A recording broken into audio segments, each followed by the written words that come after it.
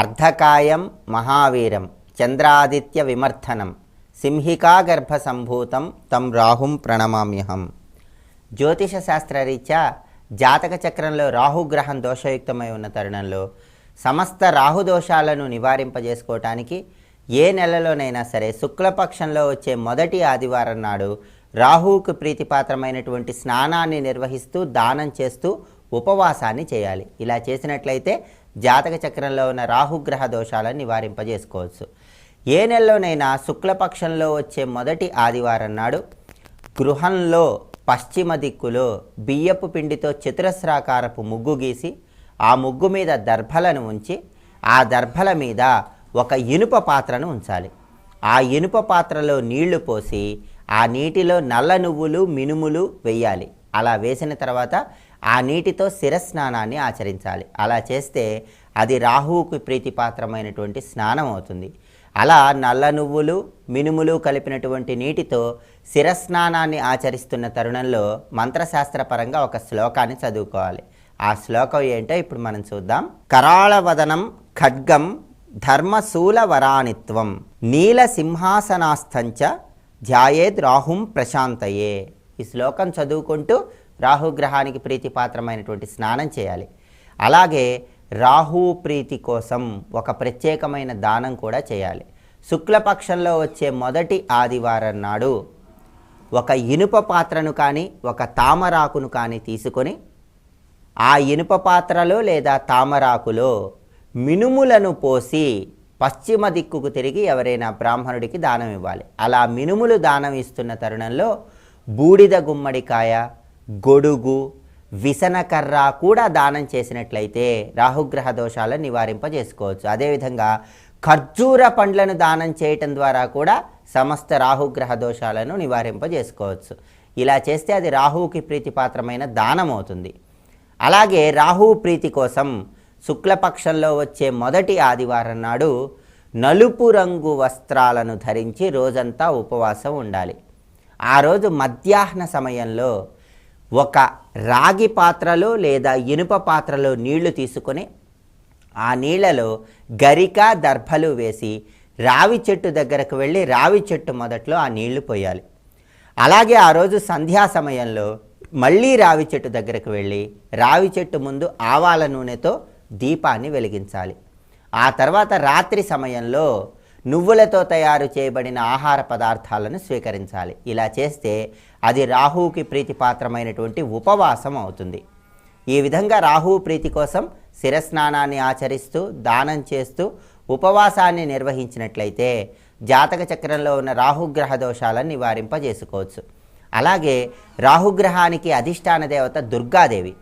అందువల్ల శుక్రవారం నాడు కానీ ఆదివారం నాడు కానీ దుర్గా సప్తశతి పారాయణ చేయటం ద్వారా లేదా దుర్గాదేవిని ఎరుపు రంగు పుష్పాలతో పూజిస్తూ దుర్గా స్తోత్రాన్ని చదువుకోవటం ద్వారా రాహుగ్రహ దోషాలను చాలా సులభంగా నివారింపజేసుకోవచ్చు.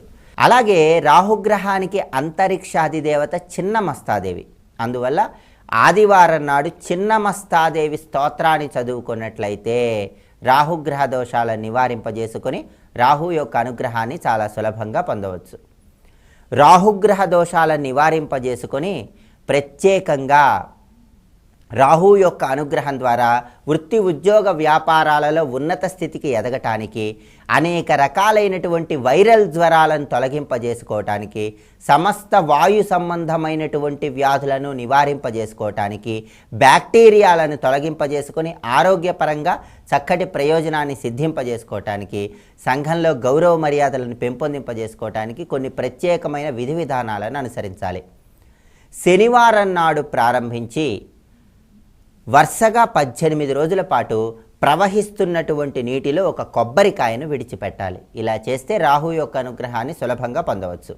అలాగే ఆదివారం నాడు 100 గ్రాముల బార్లీ గింజలు తీసుకొని ఆ బార్లీ గింజలను శుద్ధమైనటువంటి పాలతో కడిగి ఆ 100 గ్రాముల బార్లీ గింజలను ప్రవహిస్తున్న నీటిలో విడిచిపెట్టాలి. ఇలా చేస్తే రాహుగ్రహ దోషాలను నివారింపజేసుకొని రాహు యొక్క అనుగ్రహాన్ని సులభంగా పొందవచ్చు. అలాగే బార్లీ గింజలు కొద్దిగా తీసుకొని గోమూత్రంతో శుద్ధి చేసి తేనె రంగులో ఉన్నటువంటి ఒక వస్త్రంలో మూట కట్టి ఎల్లప్పుడూ మీ దగ్గర ఉంచుకోవటం ద్వారా కూడా రాహుగ్రహ దోషాలను నివారింపజేసుకొని రాహు యొక్క అనుగ్రహాన్ని సులభంగా పొందవచ్చు.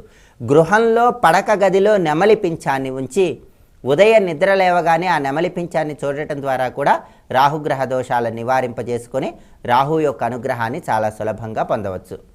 అదేవిధంగా ప్రత్యేకంగా రాహు యొక్క ప్రభావం పుట్టల మీద ఎక్కువగా పనిచేస్తుంది. రాహుగ్రహం దోషయుక్తమై ఉన్న తరుణంలో, దాంపత్య జీవితంలో మనశ్శాంతి లేక ఇబ్బందులు ఎదుర్కొంటున్నటువంటి తరుణంలో ఆదివారం నాడు దేవాలయంలో ఉన్నటువంటి పుట్టల దగ్గరకు వెళ్ళి పుట్ట మీద పసుపు కుంకుమ చల్లి పుట్ట దగ్గర ఆవు నెయ్యితో దీపాన్ని వెలిగించి చలిమిడి చిమ్మిలి నివేదన చేయాలి. ఇలా చేస్తే రాహుగ్రహ దోషాలను నివారింపజేసుకోవచ్చు. అలాగే తరచూ నాగదేవతల ఆలయాలు సందర్శించడం ద్వారా కూడా సమస్త రాహుగ్రహ దోషాలను నివారింపజేసుకోవచ్చు. ప్రతి నెలలో వచ్చే అమావాస్య నాడు ఉపవాసం ఉండి సాయంకాలం పూట తులసి చెట్టును పూజించి ఎండు ద్రాక్షను దానం చేయటం ద్వారా కూడా రాహుగ్రహ దోషాలను నివారింపజేసుకొని రాహు యొక్క అనుగ్రహాన్ని చాలా సులభంగా పొందవచ్చు.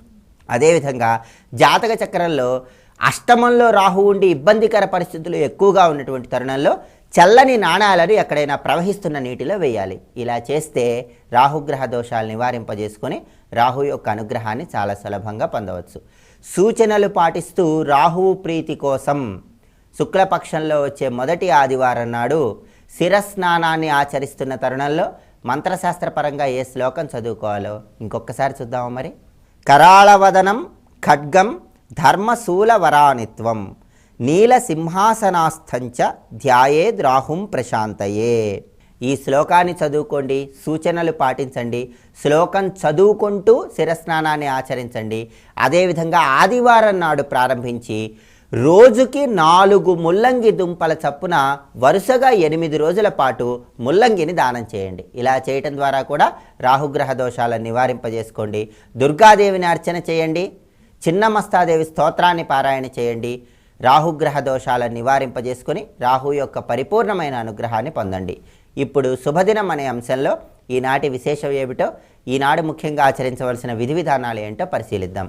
సర్వే జనాః సుఖినో భవంతు.